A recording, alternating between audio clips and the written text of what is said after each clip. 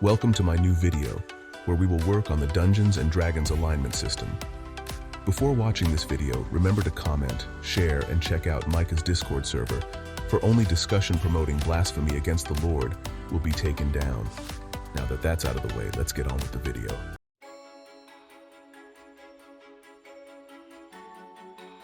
Now, what are alignments? Alignments are a part of the Dungeons & Dragons series and generally serve to determine your character's overall morality. They are broken into two axes, law versus chaos and good versus evil. This means that we have lawful evil, chaotic evil, lawful neutral, chaotic neutral, lawful good, chaotic good, and true neutral.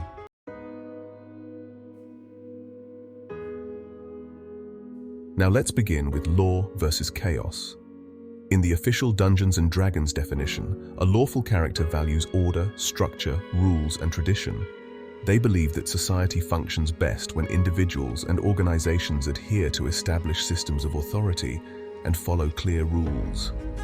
Lawful characters often feel that rules and laws exist for a reason, and these guidelines promote fairness, justice, and predictability. Meanwhile, a chaotic character values personal freedom, individuality, and the rejection of imposed order. They believe that rules and systems often stifle creativity, progress, and personal growth. Chaotic individuals tend to reject rigid hierarchies and embrace flexibility, often considering rules to be guidelines at best and hindrances at worst. For chaotic characters, personal liberty and self-determination are paramount, and they view imposed order with suspicion. That's what Dungeons & Dragons has to say, but I shall use my guidelines. Lawful characters value something that is other than them, be it their family's traditions, country, religion, ideology, or even the general idea of law itself. A lawful character can be a revolutionary, especially if said revolutionary action is in alignment with his principles. Meanwhile, a chaotic character is someone who is not beholden to external principles, but rather to himself. While one with a chaotic alignment may serve the king, it's more of a general idea of doing the right thing, benefiting himself, or going on an adventure regardless of external constraints.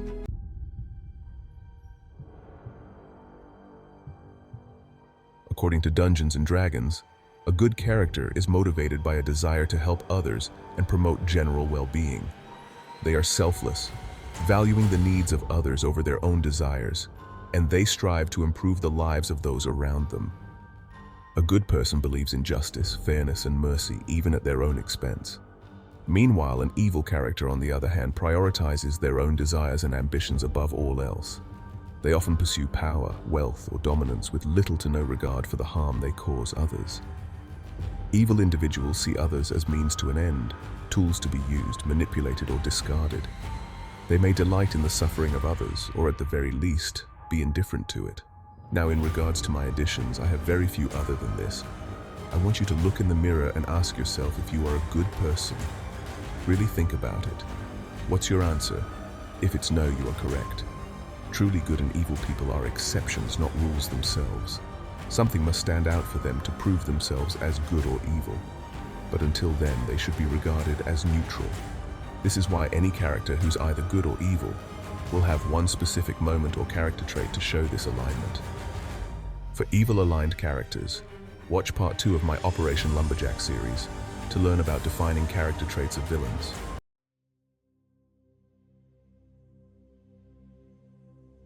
Now, what role does neutrality have?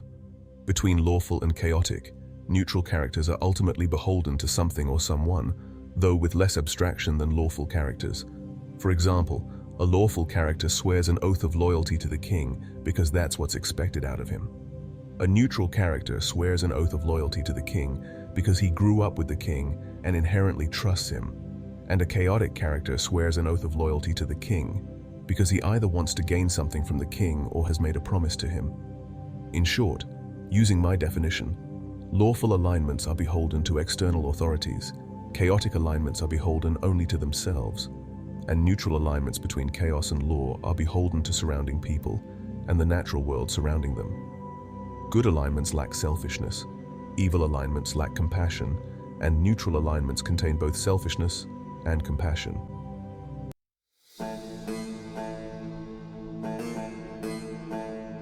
Now let's get to the world we're operating in the parameters of, focusing on the general political scene. I'm going to make the world purposely vague for the purpose of greater storytelling, but I'll keep it within a setting based on 18th century technology. Rifles, muskets, pistols, you name it, but no use of highly industrialized technology just yet. This world will be home to future world-building projects centered around characters, so keep a keen eye out.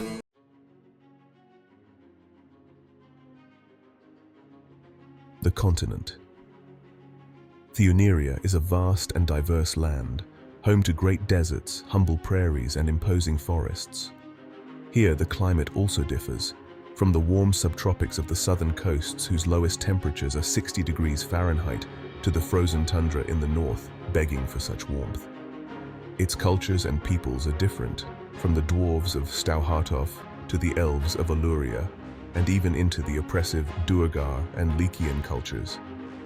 These cultures exist in various communities and ethnicities, each with their own values and religion, but a shared loyalty to a single domineering civilization.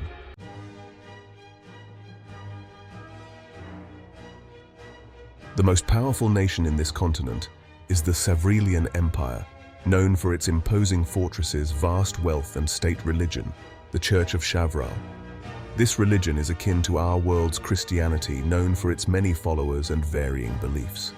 Throughout the empire's history, various heresies have emerged, from the universalist Akun Tashil sect of peace and unity to the fanatic Ashanti zealots. Despite this, the religion has maintained a solid grip on the land, ensuring its protection from enemies and giving it a reason to be a civilization in and of itself. However, the empire's peace is very fragile. What is supposed to be a single monolithic empire is in practice a loose confederation containing peoples from the western Vok to the eastern Laruntov. Wars dot the landscape, and while they're regulated by the empire's staunch hands, they still run. What are meant to be provinces of the empire with little autonomy are in fact entire countries whose sovereignty could not be taken away by a 9 million strong army. Sheer power that cannot be stolen by normal means. The empire's once proud authority, while not a complete laughingstock yet, is definitely on the decline.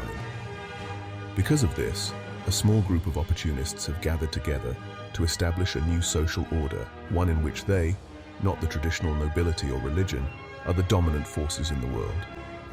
They wish to create a democracy, but in truth democracy only means that they wish to enhance their power. While they truly believe in all of the bullshit that they say, they'd still say everything, even if they didn't really believe in it. However, the gullible masses, willing to believe whatever elevates their ego, have been taken in by revolutionary sentiments. This has taken them to new levels of decadence and corruption, as their inherent gullibility keeps them in line, following the footsteps of the dominant order. In short, this world is in conflict between three factions: the powerful empire and church in the forefront, regional nobles and heresies popping up throughout, and influential opportunists and secret societies pushing a revolutionary agenda.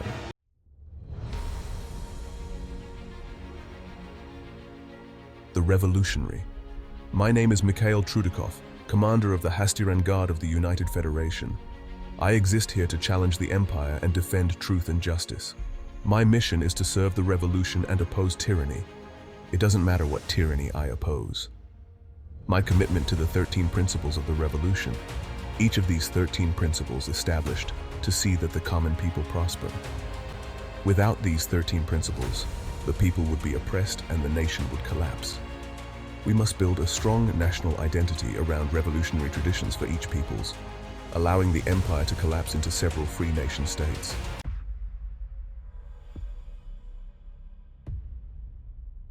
The Necromancer. My name is Stoyan Takaris Klavshra.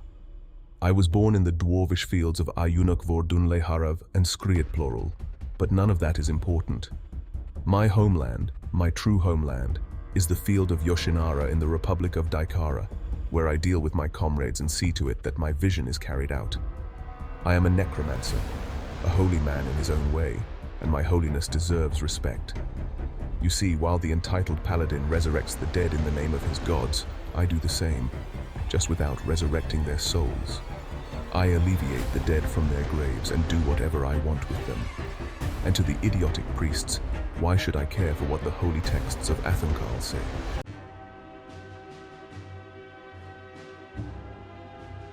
My name is Estelov Adanir, born of the Eskatiri tribe and champion of my destiny.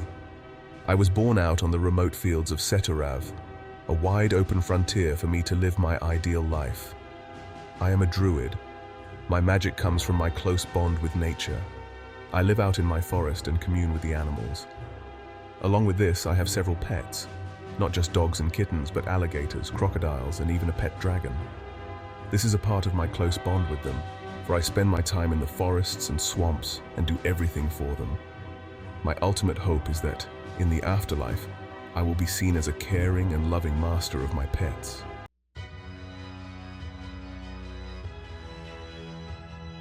I am Senbun Tagushiro, a loyal samurai of the island nation of Akutia.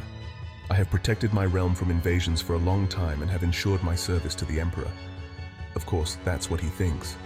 In reality, I am the commander of this nation, for only I am the one who can truly lead it.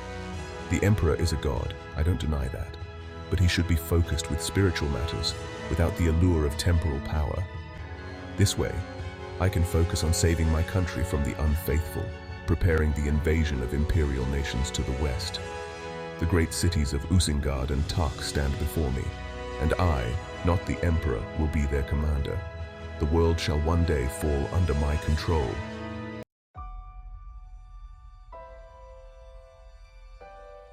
My name is Stephen Whitmore, and I'll read you a little poem I came up with, telling why I serve in the Imperial Legion to bring back order. I gave up my crown and land with a simple brush in hand. But now that we're under attack, it is time that we fight back. And the songs that I shall sing, of the victory we'll bring, liberty, equality, I'll rob you and you'll rob me.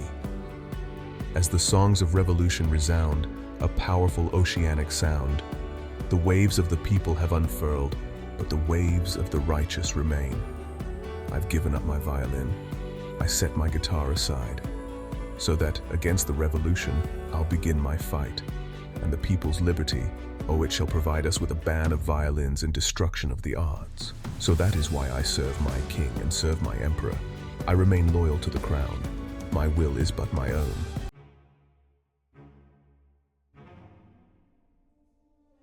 My name is Hans Stoneheart, and I am the king of Avralia. I am dedicated to my people and its principles. Or what am I saying? I'm dedicated to my wealth. I rule my nation well, making sure to keep a facade of loyalty to my nation's principles. But behind closed doors is where all the magic happens. My wealth is what I care about, and I'm willing to do anything to protect the interests of my class. While the nobles welcome my reign as the start of a new day of freedom, I have ultimately offered them a protection racket, keeping them utterly subservient to the business class. And while the business class thinks that they have me as a puppet, I will soon join them when the revolution offers its doors. Ultimately, I cannot lose, and as long as I live, they shall know that.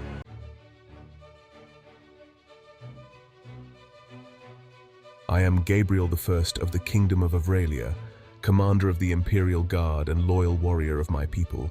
However, there are a few heretics who do not agree with my mission. My rightful throne was stolen by the followers of the Eriskul sect, a heresy that believes that the true church has sects and teaches sexual degeneracy.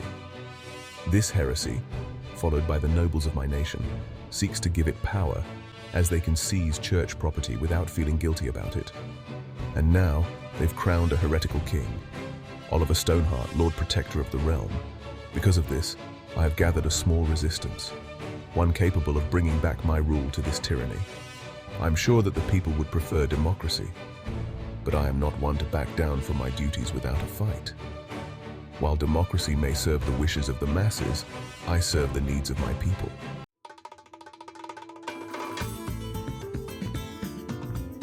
My name is Eskatharul Bayanov, and while my home in Apu Apu is nice, I'd rather spend my days wandering. I have an adventurous spirit, and I seek to show that in my journeys. I've been to Kol, Shir, Yama, Akushiro, Avlarhak, Loriania, and Kestuhir, but I'd like to go to the vast forests and jungles of Sho next. Sure, I could donate to charity and be a warrior for good, but I'd much prefer to be the commander of my destiny. Fighting for good is something that other people must do, not me. And I'm happy to leave that duty of selflessness to someone else who can do it much better than I can.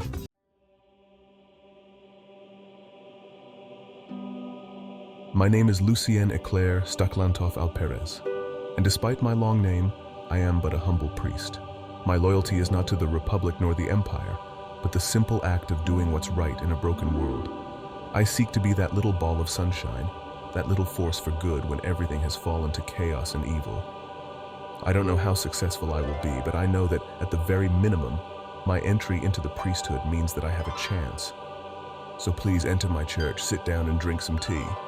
I know you had a long journey, so feel free to tell me about it. Make sure to pray hard, for this is a long journey for us to enjoy.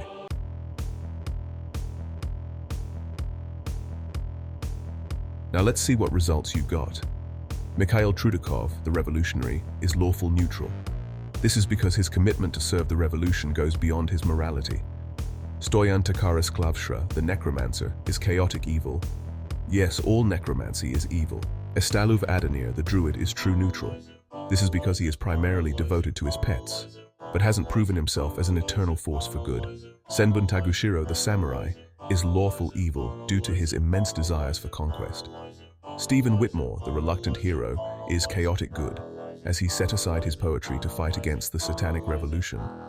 Hans Stoneheart, the merchant king, is neutral evil due to his devotion to material items instead of a devotion to goodness.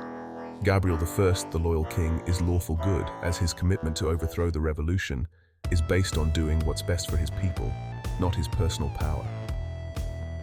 Askatharul Bayanov, the traveler, is chaotic neutral, as he's simply a traveler who hasn't proven his commitment to either alignment just yet. The final character, Lucien Eclair Staklantoff Alperez, the priest, is neutral good for his devotion to his alignment.